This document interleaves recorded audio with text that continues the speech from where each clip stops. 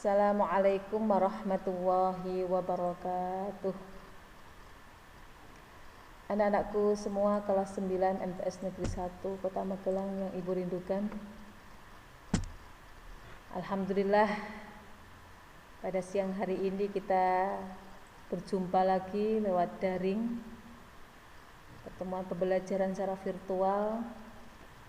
Semoga tidak menurunkan semangat kalian dalam belajar. Tetap semangat untuk terus belajar dan belajar untuk meraih hari esok yang lebih baik. Apalagi kalian di sini kelas 9 yang waktu sangat singkat untuk menuju kelulusan. Jadi gunakan waktu sebaik mungkin di masa pandemi ini di rumah. Yang pertama, jaga kesehatan, jaga kebersihan, dan belajar beribadah, sholat 5 waktu. Kalian pertahankan, jangan sampai pada bolong. Waktu ngaji kamu gunakan kesempatan untuk mengaji Al-Quran. Jangan hanya untuk memain HP dan sebagainya, gunakan waktu sebaik mungkin. Karena waktu itu seperti pedang. Apabila kalian tidak mampu menggunakannya, maka waktu itu akan memotongmu. Maka disinilah kalian kelas 9 waktu yang sangat sempit, gunakan waktu sebaik mungkin. Belajar, beribadah, memohon kepada Allah, sholat 5 waktu, pegang teguh, malam tahajud, waktu duha, tetap kalian jalankan seperti di madrasah. Insya Allah untuk meraih masa depan kalian akan dimudahkan oleh Allah Subhanahu wa ta'ala. Apa yang menjadi harapan dan cita-cita kalian pun akan dimudahkan dengan orait labora, dengan belajar dan berdoa. Anak-anakku semua kelas 9 MTS Negeri 1 Kota Magelang yang Ibu banggakan. Alhamdulillah, pada tahun ajaran ini, tahun 2020-2021, kalian bukan lagi kelas 8, tetapi kalian kelas 9, sudah semakin dewasa kalian untuk mampu manage waktu dengan baik. Sudah semakin dewasa kalian untuk menjalankan ibadah dengan penuh tanggung jawab dan disiplin. Bukan saatnya untuk diopiak-opiak orang tua maupun guru, karena kalian sudah semakin dewasa. Maka anak-anak sekalian, untuk pembelajaran kali ini, marilah kita buka dengan bacaan doa. Akan Ibu hantarkan, kita baca doa bersama-sama. Bismillahirrahmanirrahim. Raditu billahi rabba wa bil qur'ani imama. Raditu billahi rabba wa bil islami dina wa bil qur'ani imama wa bi Muhammadin nabiyyan wa rasula. Rabbi zidni ilma warzuqni fahma. Amin ya rabbal alamin. Anak-anakku kelas 9 yang Ibu rindukan, pada bab 1 ini, mata pelajaran Al-Quran Hadis, kita akan membahas dengan judul Fasih membaca Al-Quran dengan tajwid, membentuk sikap disiplin. Kalau melihat dari judulnya aja penuh dengan pertanyaan-pertanyaan, tumbuh macam pertanyaan-pertanyaan. Apa ya hubungannya baca Al-Quran dengan disiplin? Membaca Al-Quran dengan tajwid, membentuk sikap disiplin, apa sih hubungannya? Hubungannya sangat erat. Karena secara otomatis ilmu-ilmu yang sudah kalian pelajari dan kaidah-kaidah ilmu tajwid itu wajib diterapkan dengan teliti ketika kalian membaca Al-Quran. Wajib. Maka kalian harus disiplin. Wah, ini hukum bacaan apa ini? Qalqalah ini. Oh, ini hukum bacaan mat iwat ini. Ini hukum bacaan mat lain ini. Maka harus bagaimana saya membacanya? Itu harus kalian baca dengan disiplin dan teliti. Maka kalau membaca Al-Quran pun kalian benar-benar teliti. Oh, ini apa yang sudah saya pelajari dengan Bu Zainab di kelas 7, hukum bacaan qalqalah. Kemarin saya mempelajari hukum bacaan mat, hukum bacaan lam dan ro di kelas 8 dengan Bu Zainab. Ketika kalian baca Al-Quran, oh ini harus membacanya 2 harokat, ini harus membacanya 3 harokat, ini 4 harokat, oh ini harus membacanya dengan tafhim, tebal, oh ini harus dibaca dengan tipis, oh ini harus dibaca antajawazul wajhain. Sudah kalian pahami, maka ketika membaca Al-Quran wajib kalian terapkan secara disiplin dalam membaca Al-Quran. Itu wajib. Karena manfaat daripada ilmu tajwid di samping untuk tahsin, memperindah, karena tajwid itu adalah tahsin, memperindah. Jadi umpamanya walaupun suaranya belepotan, tetapi ketika membaca Al-Quran kok fasih dengan kaidah ilmu tajwid yang tepat, maka secara otomatis bacaan yang dibaca tersebut akan indah didengar. Karena apa? Sesuai dengan kaidah ilmu tajwid. Dan apabila ketika kita membaca Al-Quran tidak dengan kaidah ilmu tajwid, itu akan berpengaruh fatal. Karena apa? Akan berpengaruh pada perubahan arti, perubahan makna dari lafal yang kita bacakan. Jadi sangat fatal sekali. Maka ketika kita membaca Al-Quran wajib dengan ilmu tajwid. Yang dulu di kelas 8 kalian sudah mempelajari hukum bacaan qalqalah. Ada qalqalah sughra dan qalqalah kubra, masih ingat?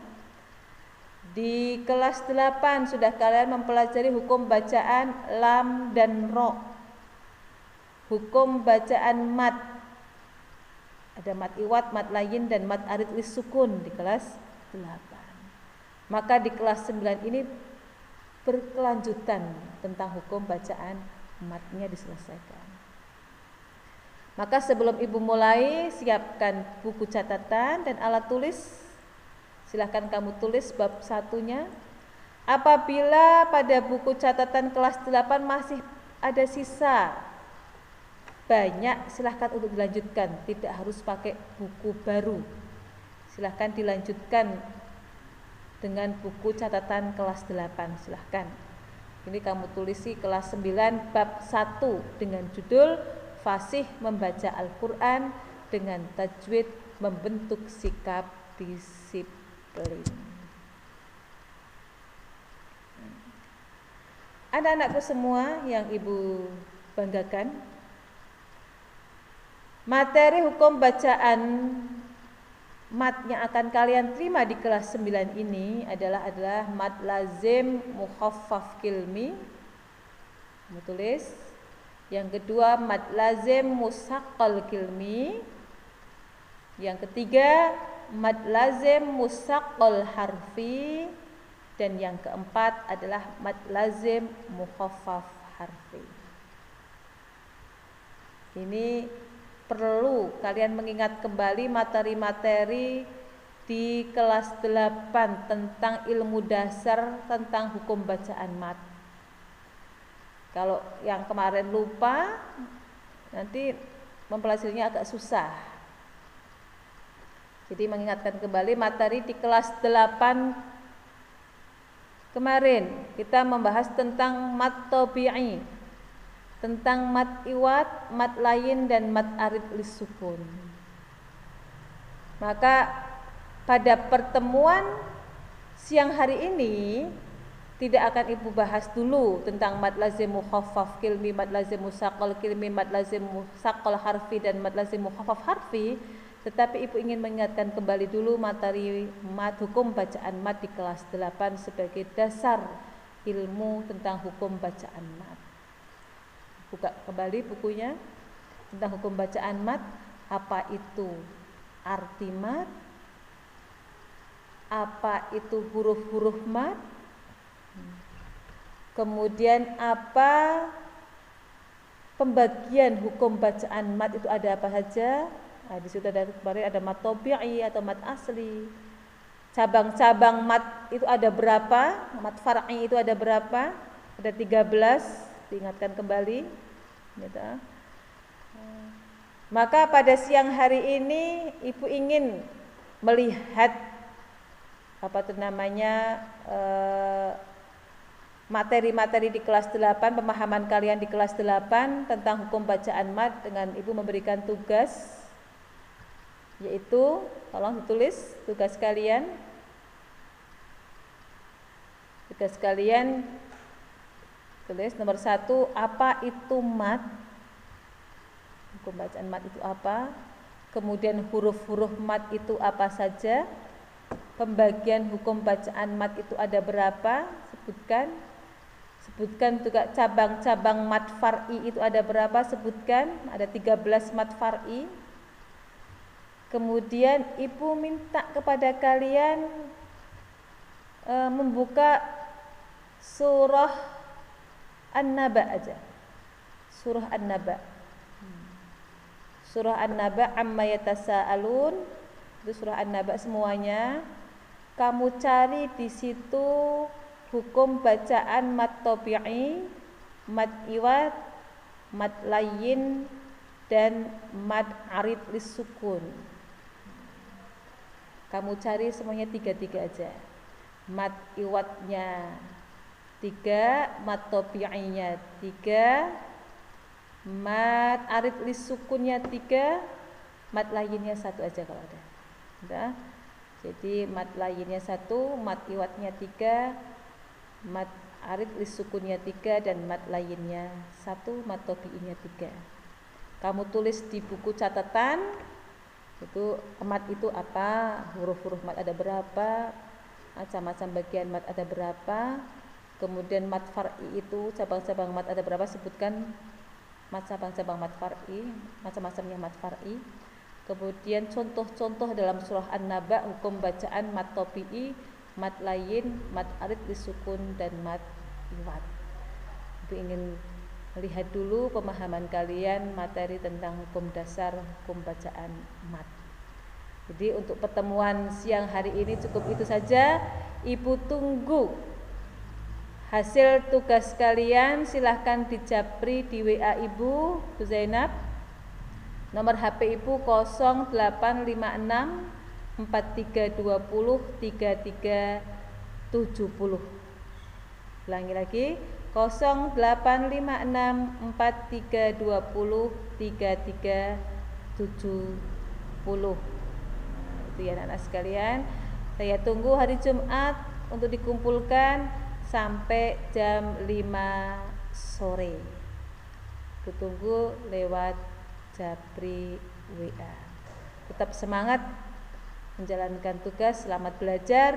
Assalamualaikum warahmatullahi wabarakatuh.